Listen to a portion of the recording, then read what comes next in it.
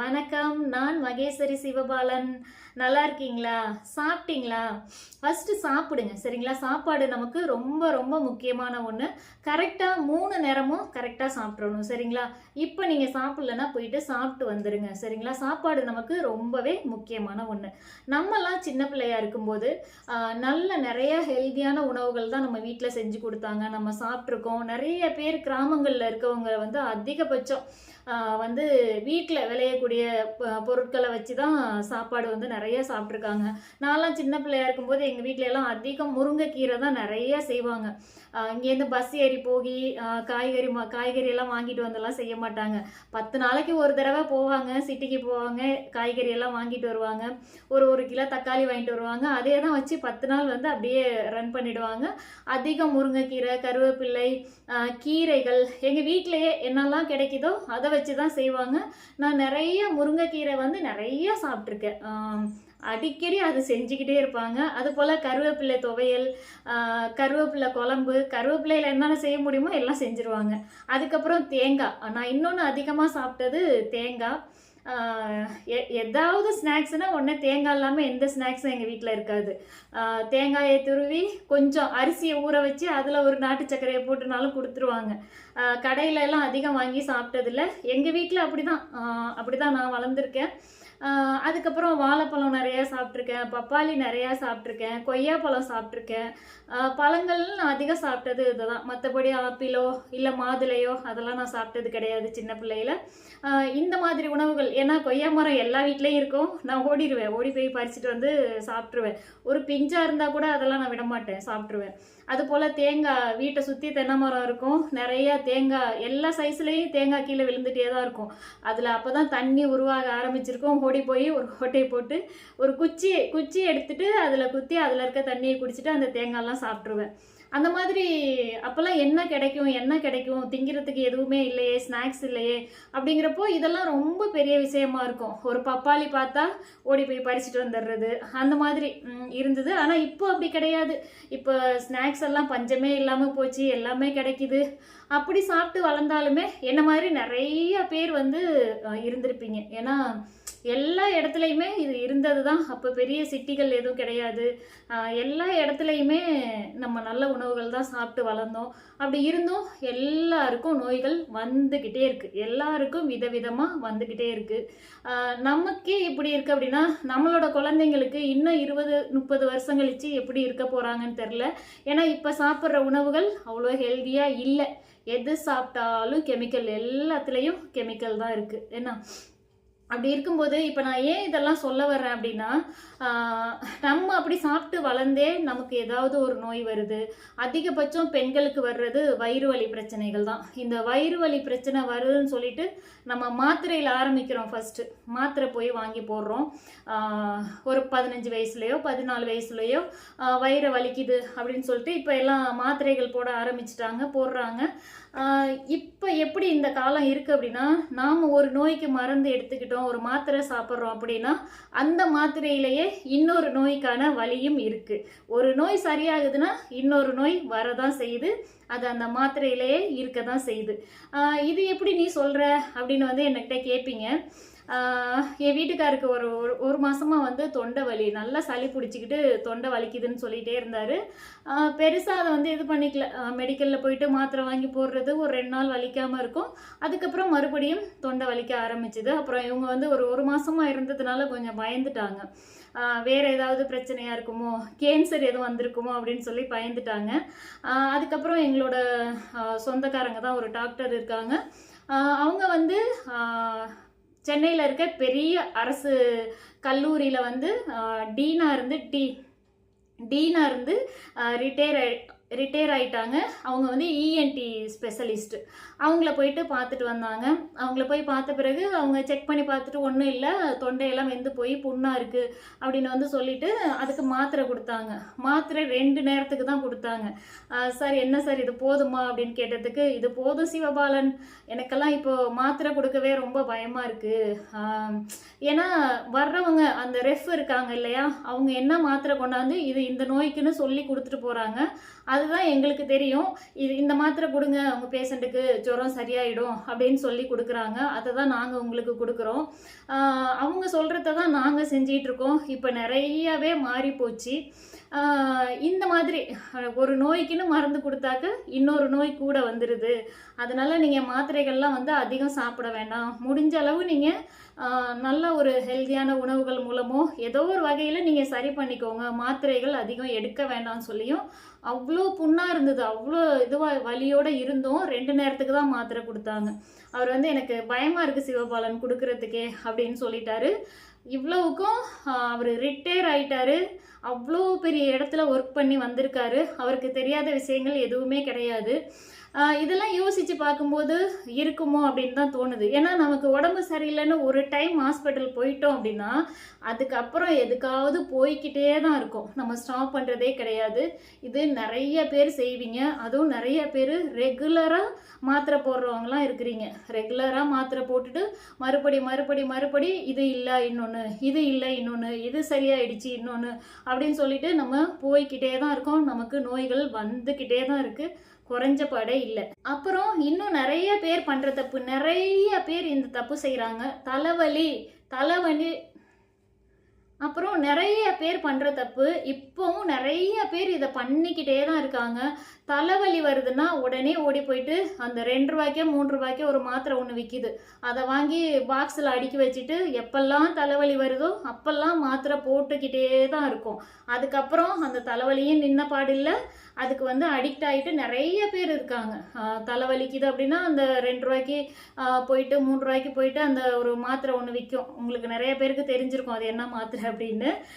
அதை வாங்கி நிறைய பேர் போடுறீங்க. இப்படி ரெகுலராக எடுத்துக்கும் போது உங்களுக்கு பலவிதமான நோய்களும் வருது. உங்களோட உடல்நிலை ரொம்ப மோசமாகிக்கிட்டே தான் போகுது.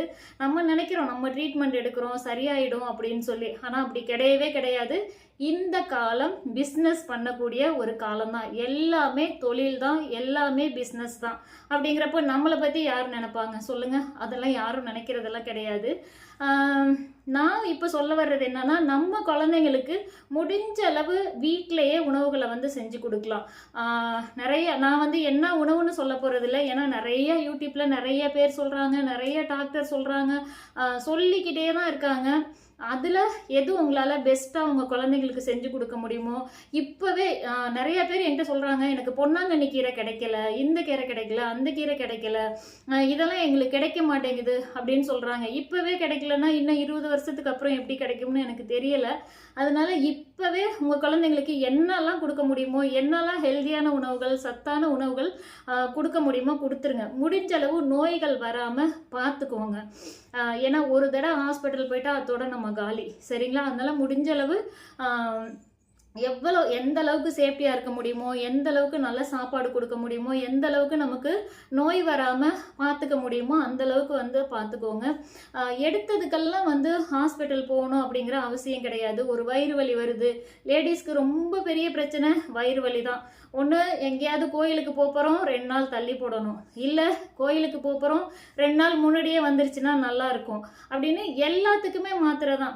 எதுக்கு தான் மாத்திரை இல்லை, எல்லாத்துக்குமே இருக்குது. அதை வாங்கி போட்டு நம்மளை நாமே கெடுத்துக்கிறோம்.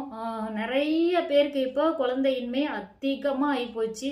அதுக்கு காரணமும் இந்த மாத்திரையாக கூட இருக்கலாம். நமக்கு என்ன தெரியும், இருக்கலாம். ஏன்னா இதான் பிஸ்னஸ் ஆகிடுச்சு இல்லையா, இருக்கலாம். நிறைய பேருக்கு வயிறு வலி வரதான் செய்யும், அது இருக்க தான் செய்யுது. ஆனாலும் அதை எப்படி சரி பண்ணலாம் அப்படின்னு பாருங்கள். வீட்டிலேயே எப்படி சரி பண்ணலாம், என்ன மாதிரி உணவுகள் எடுத்துக்கலாம், அந்த மாதிரி பண்ண பாருங்கள். எல்லாத்துக்கும் ஹாஸ்பிட்டல் போகணுன்னு அவசியம் இல்லை. ஒரு பூஜை பண்ணணுன்னா அது வந்துட்டு போகுது. நீங்கள் வேணால் பூஜையில் கலந்துக்காமல் கூட இருங்க. அதுக்காக மாத்திரை வாங்கி போடணுன்னு அவசியம் கிடையாது. மாத்திரையெல்லாம் போடாதீங்க. முடிஞ்சளவு எதுக்கெல்லாம் மாத்திரையை கம்மி பண்ண முடியுமோ கம்மி பண்ணுங்க, எடுத்துக்காதீங்க. நல்ல நோய் எதிர்ப்பு சக்திகள் இருக்கக்கூடிய உணவுகளை எடுத்துக்கோங்க. சாப்பாட்டில் இஞ்சி, மஞ்சள், பூண்டு, மிளகு, வெங்காயம் அதிகமாக எடுத்துக்கோங்க. இது எப்போவுமே நம்ம ரத்தத்தை சுத்திகரிக்கக்கூடியது, நல்லா சுத்திகரிச்சுட்டே இருக்கும். இன்னொரு விஷயம், நீங்களாம் நம்புவீங்களோ இல்லையோ எனக்கு தெரில. நான் சின்ன பிள்ளையா இருக்கும்போது எங்கள் வீட்டில் எங்கள் அம்மாயி நான் தஞ்சாவூர் மாவட்டம் இல்லையா, அம்மாயின்னு தான் சொல்லுவோம். எங்கள் அம்மா என்ன பண்ணுவாங்கன்னா, வேப்பலை கொழுந்து பறிச்சுட்டு வந்து நல்லா அம்மியில் வச்சு அரைச்சிட்டு அந்த வேப்பலை சாறு எடுத்து ஒரு கிளாஸ் வந்து கொடுத்துருவாங்க. அதை குடிச்சிட்டு குடிச்சே ஆகணும், விடமாட்டாங்க, வேறு வழி இல்லை. அதை குடிச்சிட்டு கொஞ்சம் ஒரு சர்க்கரை எடுத்து வாயில் போட்டுப்போம், அந்த கசப்பு தாங்க முடியாமல். நான் அது போல் நான் நிறைய குடிச்சிருக்கேன், நிறைய கொடுத்துருக்காங்க எங்கள் வீட்டில். இப்போ வந்து பயமாக இருக்குது, குடிக்க மாட்டேன். அப்போது குடிச்சிருக்கேன், நிறைய குடிச்சிருக்கேன். இப்போ எனக்கு வந்து எந்த டைமில் எனக்கு வயிறு வலியே வராது. வயிறு வலிங்கிறது ரொம்ப ரொம்ப ரொம்ப ரொம்ப கம்மி தான். ஏதாவது சாப்பிட்டு கொஞ்சம் ஒத்துக்கல அப்படின்னா தான் வயிறு வலி இருக்கும். மற்றபடி எந்த டைம்லையும் எனக்கு வயிறு வலியே இருக்காது. அந்த நிறைய பேர் சொல்லுவீங்க, எனக்கு இன்னைக்கு வந்து ரொம்ப வயிறு வலிக்குது, என்னால் முடியவே இல்லை, என்னால் தாங்க முடியலை அப்படின்லாம் சொல்லுவாங்க. நான் அதை ஒரு டைம் கூட ஃபீல் பண்ணதே இல்லை. இதுதான் நிஜம். நீங்கள் நம்புறீங்களோ இல்லையோ எனக்கு தெரில. ஆனால் எனக்கு கால் பயங்கரமாக வலிக்கும். கால் வலி வந்துடும் மாதம் மாதம். ஆனால் அந்த கால் வலி வந்து அதிகமாக வலிக்கும். ரொம்ப கொஞ்சம் டயர்டாக இருப்பேன். ஆனால் வயிறு வலி மட்டும் நான் இன்னொரு வரைக்கும் ஃபீல் பண்ணதே இல்லை. அது எப்படி இருக்கும் அப்படின்னு கூட வந்து எனக்கு தெரியாது. ஆனால் எல்லாரும் சொல்லுவாங்க வயிறு வலிக்குது, வயிறு வலிக்குது, வயிறு வலிக்குதுன்னு. நான் நினைப்பேன், அப்புறம் ஏன் நமக்கு மட்டும் வலிக்க மாட்டேங்குது அப்படின்னு நினைப்பேன். ஒருவேளை இது காரணமாக இருக்கலாம். நம்ம நிறைய வேப்பிலை வந்து குடிச்சிருக்கோம், வேப்பஞ்சாறு குடிச்சிருக்கோம், அதனாலயா கூட இருக்கலாம் அப்படின்னு நானே நினச்சிப்பேன். தெரில, எனக்கு சரியான காரணம் தெரில. ஆனால் சொல்கிறேன், அதுவாக இருக்கலாம் அப்படின்னு எனக்கு தோணும். ஏன்னா அந்தளவுக்கு வந்து குடிச்சிருக்கேன். அந்த மாதிரி நம்ம குழந்தைங்களுக்கும் பாவக்காயெலாம் செஞ்சு கொடுங்க. பாவக்காயெலாம் சாப்பிட்ற மாதிரி, குழந்தைங்க டைரெக்டாக எடுத்துக்கலனாலும் குழம்புல போட்டு அந்த குழம்ப கூட குழந்தைங்களுக்கு நம்ம ஊட்டி விடலாம், கொடுக்கலாம், செய்யலாம். இந்த மாதிரி நல்ல உணவுகளை கொடுங்க. முடிஞ்சளவு வீட்டில் வந்து சமைச்சு கொடுங்க. ஹோட்டலில் வந்து என்னைக்காவது, ஏன்னா இப்போ இந்த காலம் அந்த மாதிரி இருக்குது, நம்ம குழந்தைங்கள ஏமாற்ற முடியலை. எங்கள் வீட்லையும் தான் முடியலை, ஒன்றும் பண்ண முடியலை. என்ன செய்கிறது, ரொம்ப கஷ்டமாக தான் இருக்குது. இவ்வளோ பேசுகிறேன் இல்லையா, எனக்கே கஷ்டமாக தான் இருக்குது, பண்ண முடியலை. இருந்தாலும் மனசுக்குள்ளே ஒரு பெரிய கவலையும் ஒரு உறுத்தலும் இருந்துக்கிட்டே தான் இருக்குது. இப்படி இருக்கேன்னு சொல்லி நான் ரொம்ப வருத்தப்பட்டுக்கிட்டு தான் இருக்கேன். 12 நிமிஷம் பேசிட்டேன். இவ்வளோ நேரம் பேசுகிறேன், என்ன சொல்லிட்டேனா அப்படிங்கிறது எனக்கு தெரியல. அதனால் குழந்தைங்களுக்கு முடிஞ்ச அளவு நல்ல உணவுகளை கொடுங்க. ஹாஸ்பிட்டலுக்கு போகிற வேலை வச்சுக்காதீங்க. எல்லாத்துக்கும் தூக்கிட்டு போகிறது, அவங்க என்ன சாப்பிட்றாங்களோ விட்டுருங்க. குறிப்பாக இந்த 1 வயசில் 1.5 வயசில் 8 மாதத்துல எல்லாம் வச்சுக்கிட்டு திணிக்கெல்லாம் வேண்டாம். அதெல்லாம் அது வந்து ஒரு பெரிய தப்பு. வச்சு திணிக்கிறது, இதை சாப்பிடு அதை சாப்பிடுன்னு படுத்தி எடுக்கிறது, அதெல்லாம் பெரிய தப்பு. அவங்க என்ன சாப்பிட்றாங்களோ அதை வந்து சாப்பிட கொடுங்க. அவங்கள இயல்பாக இருக்க விடுங்க. ஏன்னா எல்லாருக்குமே எல்லாமே பிடிக்கும். நான் என்னோடய ஃபஸ்ட்டு பொண்ணுக்கு அப்படி தான் பண்ணேன். ஃபஸ்ட்டு பொண்ணு இல்லையா, வச்சு ஊட்டி அது எதுவுமே சாப்பிடாம போயிட்டா. சின்ன பொண்ணுக்கு அப்படி இல்லை, நீ ஏன் சாப்பிட்டுக்கம்மா அப்படின்னு சொல்லி நான் விட்டுட்டேன். அவள் எல்லாமே சாப்பிடுவா. அவளுக்கு எந்த அளவு தேவையோ அது மட்டும்தான் சாப்பிடுவா. அதிகமாக வந்து சாப்பிட மாட்டா. அதுவும் எனக்கு கவலையாக தான் இருக்குது, அதிகமாக சாப்பிட்லையே அப்படின்னு. ஆனால் போக போக சரியாயிடும், சாப்பிடுவாங்க கண்டிப்பாா. அவங்களுக்கு பிடிச்ச மாதிரி உணவுகளை செஞ்சு கொடுங்க. அதுக்கப்புறம் குழந்தைங்களுக்கு முடி இல்லை அப்படின்லாம் வருத்தப்படாதீங்க. குழந்தையா இருக்கும்போதே ஒரு 2 மொட்டை 3 மொட்டை நீங்கள் மொட்டை அடித்து விட்டீங்க, முடி வந்து இறக்கிட்டீங்க அப்படின்னா ஒன்றும் பிரச்சனை கிடையாது. அதுக்கப்புறம் வளர்கிற முடிகள் நல்லா தான் வளரும். அதுக்கேற்ற மாதிரி நல்ல சாப்பாடு கொடுங்க. தண்ணி வந்து ரொம்ப ரொம்ப முக்கியமான ஒன்று. இப்போ நம்ம நிறைய பேர் செய்யாத ஒரு விஷயம் தண்ணி குடிக்காமல் இருக்குது. அதனால தண்ணி நல்லா நிறைய குடிக்க வைங்க. குழந்தைங்கள எந்த அளவுக்கு தண்ணி குடிக்க முடியுமோ அந்த அளவுக்கு தண்ணி குடிக்க வைங்க. தண்ணி அவ்வளோ முக்கியமானது. குறிப்பாக குளிச்சுட்டு வந்ததுமே நல்லா தண்ணி குடிக்கணும். அதுக்கும் குழந்தைங்களை பழக்குங்க. அவங்களுக்கு முடி வளரல அப்படின்லாம் கவலைப்படாதீங்க. நல்லா தலைக்கு எண்ணெய் வச்சு விட்டு ஒரு நாள் விட்டு ஒரு நாளோ இல்லை வாரத்தில் 3 நாள் கண்டிப்பாக குழந்தைங்கள தலை குளிக்க வைக்கணும். ஏன்னா இப்போ வாரத்தில் ஒரு தடவை தான் குளிக்க வைக்கிறீங்க, நிறைய பேர் சொல்கிறீங்க. அது எனக்கு ரொம்ப கஷ்டமாக தான் இருக்குது. வாரத்தில் 3 தடவையாவது கண்டிப்பாக தலைக்கு குளிக்கணும். நம்ம தலையில் எண்ணெய் வச்சுட்டு தலைக்கு தண்ணி ஊற்றும் போது தான் உடம்புல இருக்க சூடு பித்தம் எல்லாமே குறையும். குழந்தைங்களுக்கு சூடு வந்து ரொம்பவே ஆளை உரிக்கிடும், சரிங்களா? அதனால நல்லா தண்ணி குடிக்க வைங்க. வாரத்தில் 3 தடவை தலைக்கு குளிக்க வைங்க. அப்புறம் நல்ல சாப்பாடு கொடுங்க. இதுவே போதும். பெருசாக கவலைப்படணும் அப்படிங்கிற அவசியம் கிடையாது. குழந்தைங்களை பொறுத்த வரைக்கும் தலைமுடி பிரச்சனைக்கு இதே மாதிரி நீங்கள் மெயின்டைன் பண்ணால் கண்டிப்பாக அவங்களுக்கு நல்லா இருக்கும்.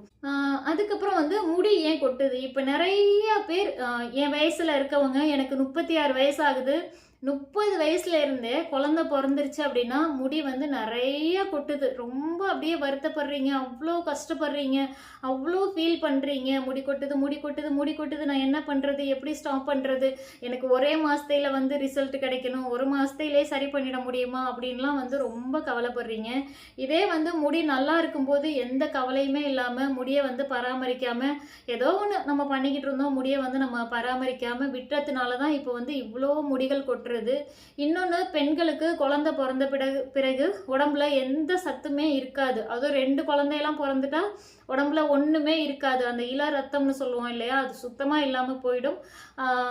உடம்புல எந்த ஸ்ட்ரென்த்தும் இருக்காது.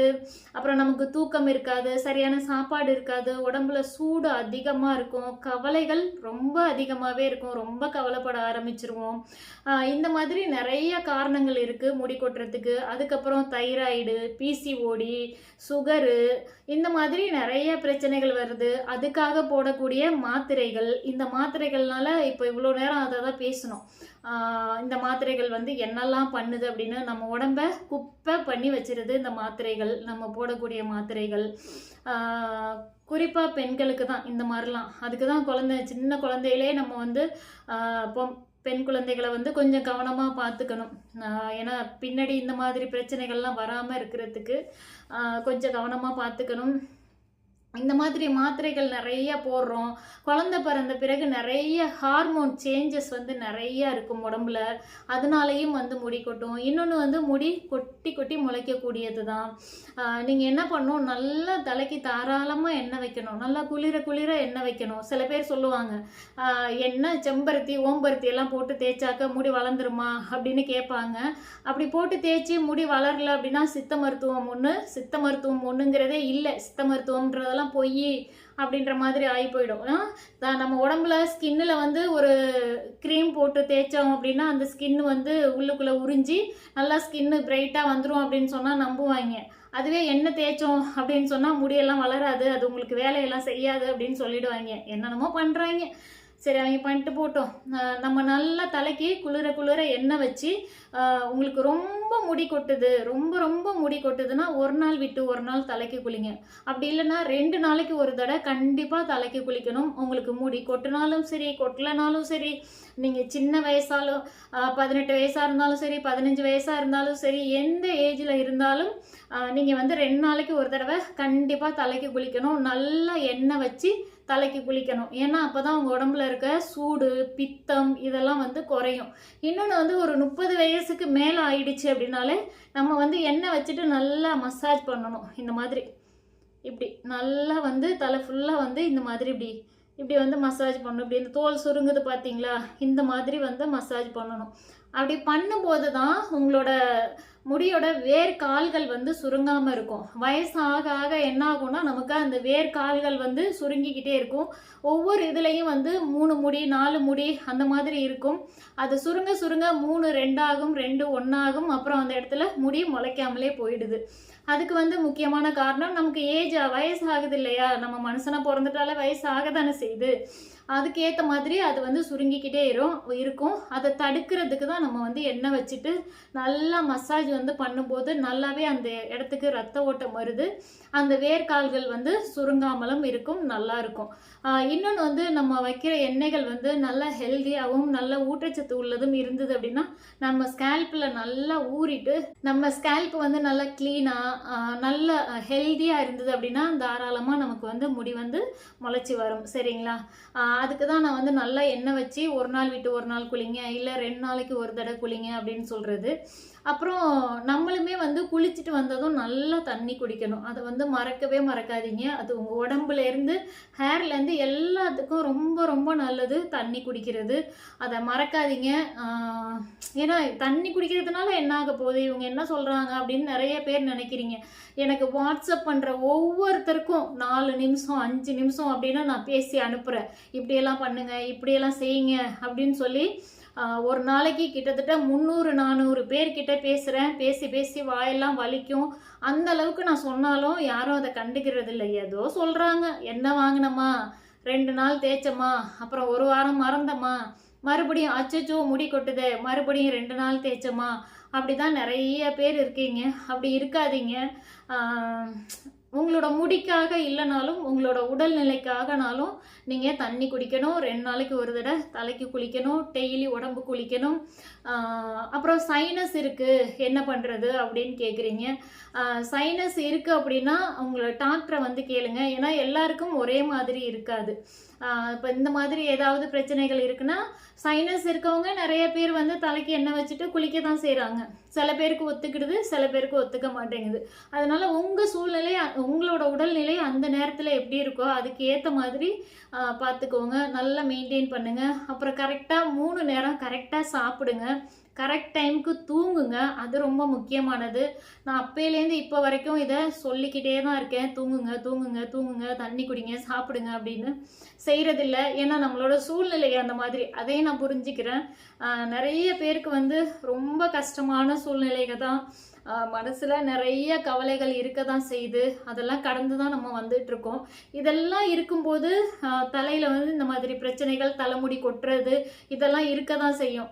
ஏன்னா பல வருஷமாக நம்ம ஒன்று கவனிக்காமல் இருக்கோம். இன்னொன்று கண்டதெல்லாம் தலையில் போட்டு தலையை குப்பை பண்ணி வச்சுருக்கோம். அது ரொம்ப முக்கியமான விஷயம். உடனே எண்ணெய் தேய்ச்சதுமே வளர்ந்துடணும் அப்படின்னு எதிர்பார்க்குறதெல்லாம் நடக்காது. சரிங்களா? உங்களுக்கு கொஞ்சமாக தான் வந்து ஒரு குறைஞ்சது 2 மாதம்னாலும் ஆகும். புதுமுடிகள் முளைச்சி வர 2.5 மாதம் ஆகும். எல்லாருக்குமே நீங்கள் மெயின்டைன் பண்ண ஆரம்பிச்சிங்க அப்படின்னா உங்களுக்கு புதுமுடிகள் வர 2.5 மாதம் ஆகும். ஏன்னா இவ்வளோ நாள் நீங்கள் அந்த தலையை ஒரு வழி பண்ணி வச்சுருக்கீங்க இல்லையா? அது உடனே சரி பண்ணணும்னா எப்படி சரி பண்ண முடியும்? உடனேலாம் சரி பண்ண முடியாது. இதுதான் உண்மை. சரிங்களா? நீங்கள் மெயின்டைன் பண்ண கொஞ்சமாக உங்களோட முடி வந்து நல்லா ஹெல்த்தியாகவும் மாறும், நல்லாவும் ரீக்ரோத் ஆகும், நல்ல லைஃப் லாங் நல்ல ஒரு ஹெல்த்தியான ஹேரும் உங்களுக்கு இருக்கும். அதுக்கப்புறம் சாப்பாட்டில் வந்து கீரைகள் வந்து ரொம்ப முக்கியமானது. வாரத்தில் 3 தடவையாவது கீரைகள் எடுத்துக்கோங்க. அதுக்கப்புறம் கொய்யாப்பழம், வாழைப்பழம், கருவேப்பிலை, வேர்க்கடலை வந்து ரொம்ப நல்லது. பயோட்டின் அதிகமாக இருக்குது வேர்க்கடலையில். அதுக்கப்புறம் பிஸ்தா, பாதாம், முந்திரி இது எல்லாமே எடுத்துக்கலாம். அப்புறம் பயிர் வகைகள், காராமணி, கொண்டக்கடலை, பச்சை பயிறு, கருப்பு உளுந்து, கருப்பு எள்ளு, மொச்சை, டபுள் பட்டர் பீன்ஸு, பட்டாணி, இந்த மாதிரி நிறைய பயிர் வகைகள் இருக்குது. இதெல்லாமே வந்து சாப்பிட்லாம். வாரத்தில் 2 தடவை 3 தடவை எடுத்துக்கலாம். ஒன்றும் பிரச்சனை இல்லை. அதுக்கப்புறம் ஸ்ட்ராபெரி வகைகள், பெரிஸ்னு வர்ற எல்லா உணவுகளுமே, எல்லா பழங்களுமே எடுத்துக்கலாம். அப்புறம் லெமன், ஆரஞ்சு எடுத்துக்கலாம். அப்புறம் மீன் ரொம்ப நல்லது. மீன் சாப்பிடாதவங்க வந்து மஷ்ரூம் எடுத்துக்கலாம், மீல் மேக்கர் எடுத்துக்கலாம். ஆளி விதை வந்து ரொம்ப நல்லது. நான் கூட ஒரு ரெசிபி வந்து போட்டிருப்பேன். மீனில் இருக்க ஒமேகா 3 வந்து ஆளி விதையில் இருக்குது அப்படின்னு சொல்லி வீடியோ போட்டிருப்பேன். அப்புறம் தேங்காய் ரொம்ப முக்கியமானது. தேங்காய் இந்த மாதிரி இப்போ திடீர்னு வந்து சேர்த்துக்கும் போது உங்களுக்கு ஒத்துக்கலைன்னா நீங்கள் அதை சேர்த்துக்கிட்டு ரொம்ப கஷ்டப்பட வேண்டாம். உங்களுக்கு வந்து சேருது, உங்களுக்கு ஒன்றும் பிரச்சனை இல்லை அப்படின்னா நீங்கள் எடுத்துக்கோங்க. இடியப்பத்தோட தேங்காய் பால் சேர்த்து சாப்பிடுங்க, ஆப்பத்தோட சேர்த்து சாப்பிடுங்க. இந்த மாதிரி எல்லா ஹெல்தியான உணவுகளும் எடுத்துக்கோங்க. இதெல்லாம் 1 வாரம் பண்ணிவிட்டு, சிஸ்டர் எனக்கு ஒன்றும் சரியாகலை சிஸ்டர், 1 வாரமாக கரெக்டாக சாப்பிட்றேன், 1 வாரமாக எண்ணெய் வைக்கிறேன், ஒன்றும் இல்லை சிஸ்டர் அப்படின்னு சொன்னால் ஒன்றும் இருக்காது. சரிங்களா? குறைஞ்சது 2 மாதம்னாலும் ஆகும் நம்ம உடம்புல எல்லாம் சேர்ந்து ஒரு ஹெல்தியான ஒரு நிலைமைக்கு வர்றதுக்கு. அப்புறம் குழந்தை பிறந்தா ரொம்ப ஹேர் லாஸ் இருக்க தான் செய்யும். ஏன்னா உடம்புல சத்து இருக்காது, தூக்கம் இருக்காது, இந்த மாதிரி நிறைய பிரச்சனைகள் இருக்கிறதுனால. ஆனால் ஒன்றும் கவலைப்படாதீங்க. நீங்கள் நல்லா மெயின்டைன் பண்ணும்போது உங்கள் குழந்தை வளர உங்களோட தலைமுடியும் வளர்ந்து வரும், நல்லா ஹெல்த்தியாக மாறும். நிறைய பேருக்கு வந்து முடி நல்லா இருக்கும், முடி கொட்டாது, முடி நல்லா வளர்ந்துட்டு இருக்கும், எந்த பிரச்சனையுமே இல்லாமல் இருக்கும். ஒரு ஸ்டேஜுக்கு அப்புறம் இந்த பிரச்சனை எல்லாமே ஆரம்பிக்கும். ஏன்னா எல்லாருக்குமே அந்த பிரச்சனையை கடந்து தான் வரணும். அந்த பிரச்சனை வரதான் செய்யும். நமக்கு தான் முடி நல்லா இருக்கே அப்படின்னு வந்து பராமரிக்காமல் இருக்காதீங்க. நல்லா எண்ணெய் வைங்க, நல்லா மெயின்டைன் பண்ணுங்கள், நல்லா தண்ணி குடிங்க. இப்படி பண்ணும்போது நீங்கள் எல்லார் மாதிரியும் கஷ்டப்படாமல், இப்போ முடி கொட்டி போயிடுச்சுன்னு எவ்வளோ பேர் வருத்தப்படுறாங்க. அப்படி வருத்தப்படாமல் நீங்கள் உங்களோட முடியை எனக்கு நல்ல அப்படியே நீங்கள் மெயின்டைன் பண்ணலாம். ஏன்னா நிறைய பேர் சொல்கிறீங்க, சிஸ்டர் எனக்கு நல்ல நீளமான முடி இருந்தது உங்களை மாதிரி, ஆனால் எல்லாமே கொட்டி போச்சு சிஸ்டர் அப்படின்னு சொல்கிறீங்க. அந்த நீளமான முடி இருக்கும்போதே பராமரிக்க ஆரம்பிங்க. சரிங்களா? நல்லா நீங்கள் பராமரிச்சிங்கன்னா அந்த முடியை நீங்கள் நல்லாவே மெயின்டைன் பண்ண முடியும். முடின்றது கொட்ட தான் செய்யும். அது கொட்டினாலும் அந்த இடத்துல திரும்ப புது முடிகள் வந்து முளைச்சி வரும்.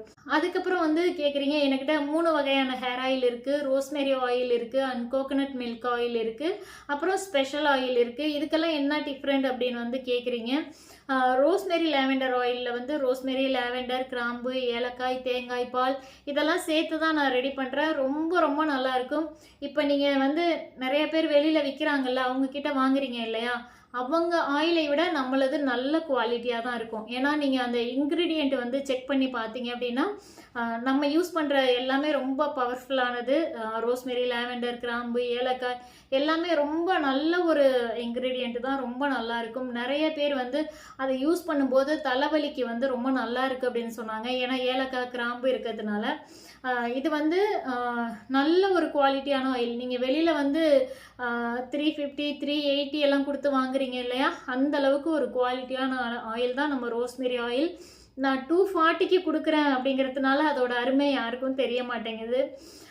ரொம்ப நல்லா இருக்கும் அது. அதுக்கப்புறம் வந்து கோகனட் மில்க் ஆயில், இதுலேயும் வந்து நிறைய ஹெர்பல் வந்து சேர்த்து பண்ணுறேன். அதிமதுரம், மஸ்வகந்தா, ரோஸ்மெரி, பன்னீர் ரோஸு, லாவெண்டர், கிராம்பு, ஏலக்காய், கடுக்காய், கரிசலாங்கண்ணி, பொன்னாங்கண்ணி இந்த மாதிரி ஹெர்பல் நிறைய சேர்த்து பண்ணுவேன். நல்ல ஒரு ஸ்ட்ராங்கான குவாலிட்டியான ஆயில், நல்ல ஒரு ரீக்ரோத் வந்து கொடுக்கும்.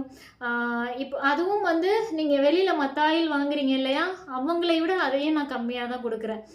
ரொம்ப பல மடங்கு வந்து குவாலிட்டியும் சரி, நம்மளோட தயாரிப்பு முறையும் சரி ரொம்ப நல்லாயிருக்கும். அதுக்கப்புறம் ஸ்பெஷல் ஆயில் இருக்குது. இந்த coconut milk oil and rosemary ஆயிலில் என்னெல்லாம் ஹெர்பல் இருக்கோ அது அப்படியே ஸ்பெஷல் ஆயிலில் இருக்குது. ப்ளஸ் ஒரு 13 வகையான எண்ணெய்கள் வந்து இருக்குது அதில். ஆலிவ் ஆயில், பாதாம் oil, jojoba oil, avocado oil, pumpkin seed oil, grape seed oil, black seed oil, கருஞ்சீரக எண்ணெய் ரொம்ப ரொம்ப நல்லது. கருஞ்சீரக எண்ணெய் இதெல்லாம் சேர்த்து இது பண்ணுறதுனால அதில் இருக்க ஒவ்வொரு எண்ணெய்களுமே ரொம்ப ஸ்பெஷலானது தான். ரொம்ப சிறப்பான எண்ணெய்கள். ரொம்ப ரொம்ப நல்லாயிருக்கும். முடி நல்லா ஹெல்த்தியாக மாறும். என்னோடய முடி பாருங்கள் எவ்வளோ ஒரு ஹெல்த்தியாக இருக்குன்னு. இப்போ நான் ஹேர் பேக்கு போட்டு ரொம்ப நாள் ஆச்சு. கிட்டத்தட்ட ஒரு மாதத்துக்கு மேலே ஆகுது நான் ஹேர் பேக் வீடியோஸ் போட்டோ இல்லை ஹேர் பேக்கு போட்டோ. ஏன்னா டைம் இல்லை, போட முடியலை. அதனால் முடி பாருங்கள் எவ்வளோ ஒரு ஹெல்த்தியாக இருக்குது அப்படின்னு.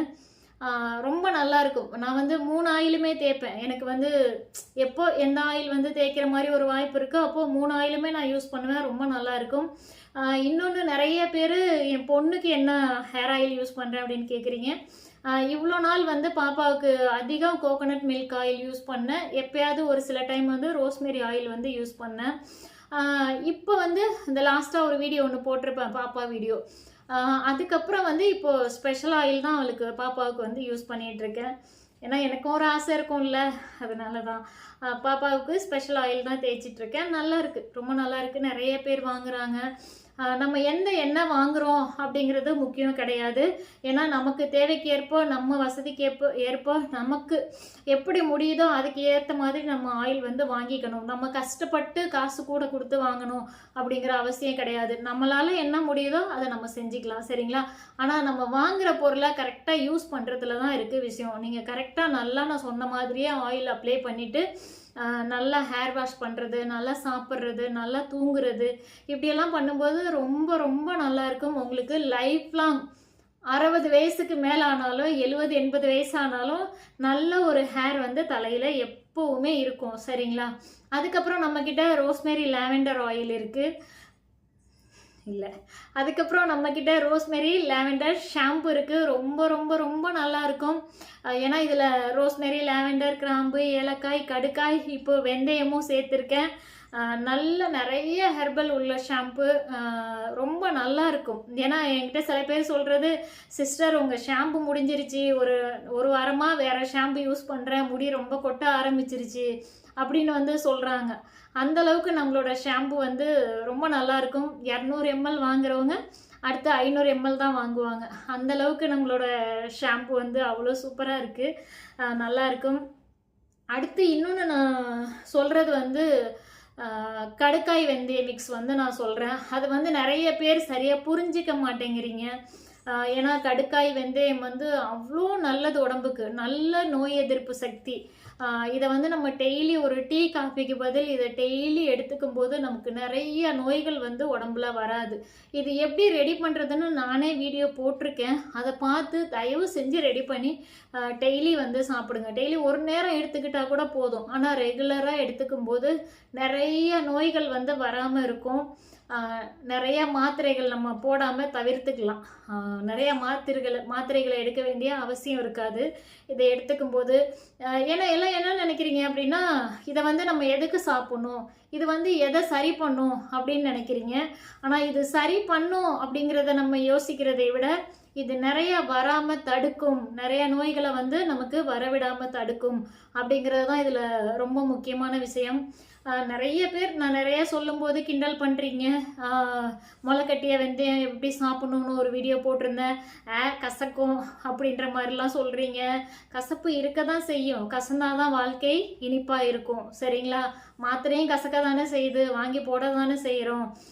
முடிஞ்ச அளவுக்கு இந்த மாதிரி உணவுகளை வந்து எடுத்துக்கோங்க.